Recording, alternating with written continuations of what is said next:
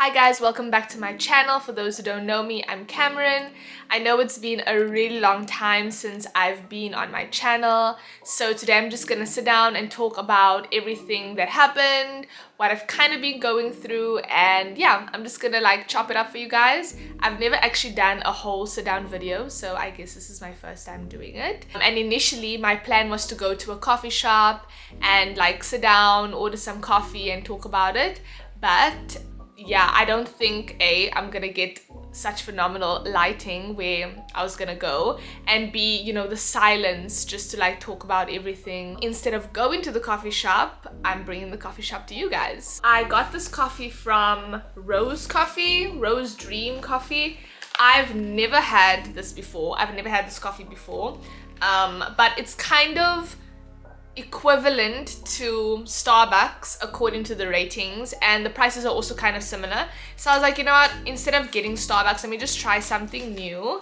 And if there's a Rose Dream Coffee nearby you, you could also try it out for yourselves. So I'm about to open it and destroy the package, of course. Okay, it was nicely wrapped in a silver thingamabob.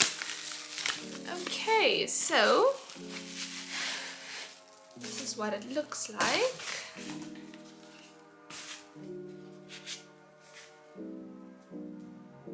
It's really cute, actually.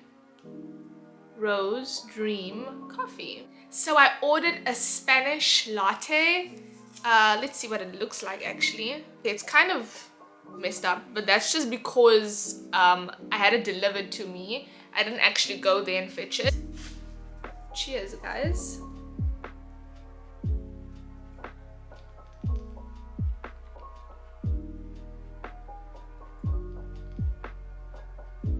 This is actually really nice. It's very smooth. Very smooth. I feel like I got coffee on my nose. It's actually really nice, and considering the fact that they delivered it to me, it's still nice and warm, so yeah, I'm really enjoying this.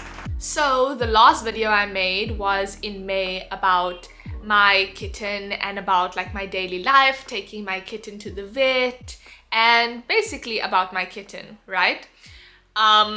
So I was taking him every single day, and unfortunately after about 2 weeks he passed on.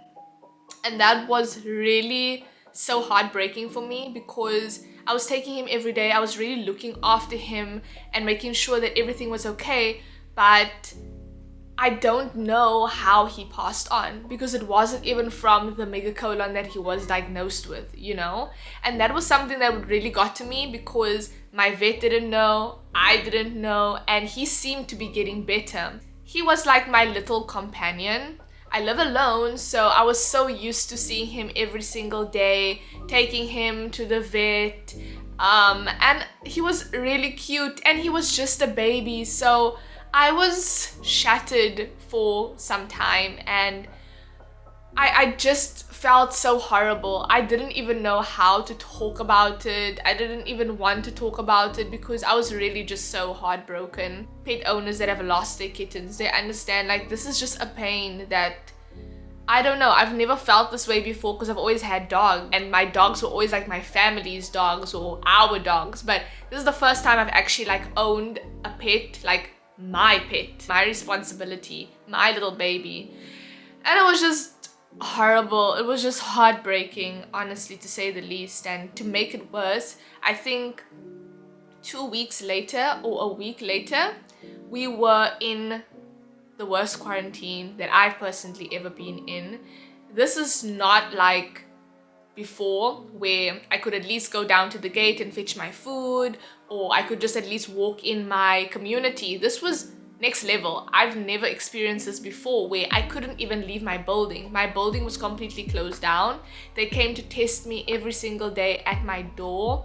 Even food or anything I would order would come to my door. I felt really scared, because I felt like I was just in confinement. I was in confinement for like 15 days. And that was like something that really got to me mentally, because now my daily routine was waking up in the morning at different times, sometimes 6, sometimes 7, to go and get tested at my door.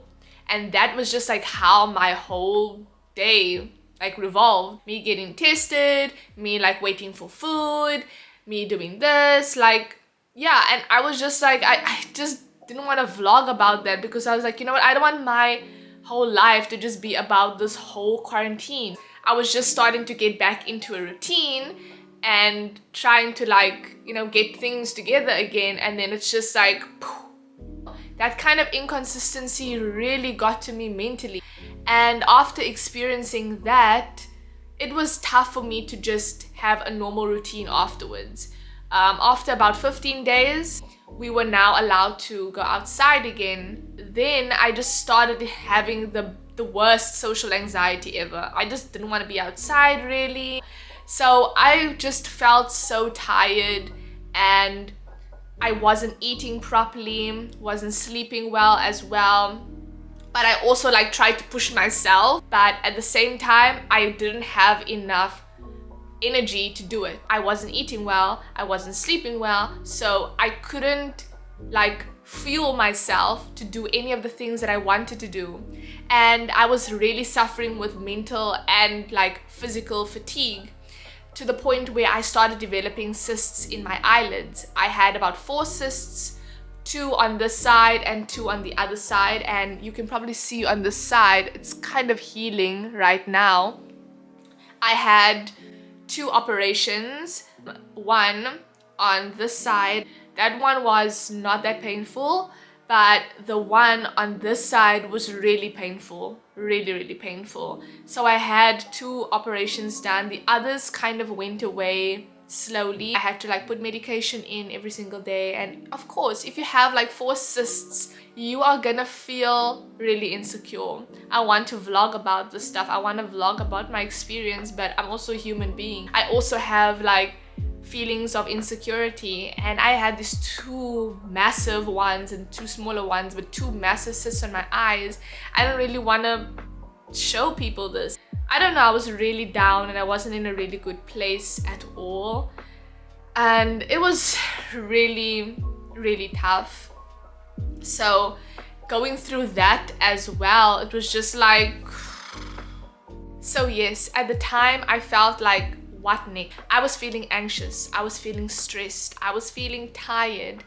I was losing interest in absolutely everything that I was passionate about. And I felt like I was slowly slipping into depression. I didn't want to wake up some days. Some days I just wanted to do nothing, which, if you know me personally, is really unlike me. And I was just going through a lot. But I don't want this vlog to just be about the situation that I was in or like what I was going through. I want this vlog to be about hope. Because through everything that I was going through, honestly, if it wasn't for like my faith and my belief in God, I have no idea how I would have gotten through any of the stuff that I went through. I just felt like I had no control over any situation, which we don't have any control over anyways, but it was really tough. And I want you to know that it doesn't matter how big, how long your situation is that you're in, God can get you through absolutely anything and everything. It's so amazing to think that I went through all of that, but right now I don't feel like attached to any of it, because I felt like I was rescued, you know, like I was just taken out of that place, and I'm just feel so much better now. And now that I put my trust in God and I started praying more, I started reading the Bible more, and honestly that's become a part of my routine now. I feel like I can't go a day without reading the Bible, because it's like my daily bread, and I feel like I need to read it every single day. I feel so much peace and calmness and like happiness when I read the word. I just like can't imagine a life without that right now. And now that I put all my trust in every situation that I have, I just give it to God and I pray about it, and I just tell him, you take care of the situation, you make a way, you know, you put me here, you take me out of this. I feel like now that my mind is in that space, and that's the way I think now, I just feel a whole lot better. And it's not to say that you don't ever experience emotions like stress or anxiety or, you know, feelings of being overwhelmed. It's just how you deal with it now. When I feel like I'm getting anxious or when I feel a bit stressed about something, I pray about it. I tell God, take this feeling away from me. You know, this feeling doesn't come from you, because He doesn't want you to be sad. He loves you. He doesn't want you to feel unhappy. Those emotions come from the devil. And now that I think that way, I'm not allowing that emotions to emotionally and physically cripple me, because it does. It really does cripple you.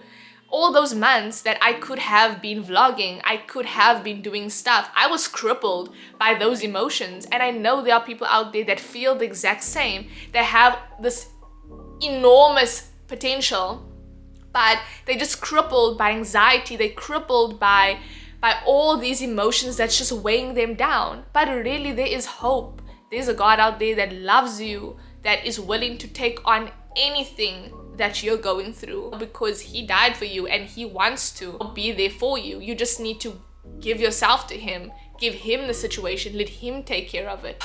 I feel good, actually. I feel really good just getting that out there. Even when I was writing a few notes about what I'm gonna say in this vlog, it was a therapy for me, because I felt like for the first time I was like talking about everything that I was like going through, and it felt amazing to recognize the place that I was in versus the place that I'm in right now. So different. Yeah, this year is not over yet. There's so many great opportunities, and yeah, there's so many great things that are still coming your way. You just need to be open enough to like receiving it. And yeah, that's pretty much what I wanted to say. Anyways, hope you guys love this. See you guys in the next one. Bye.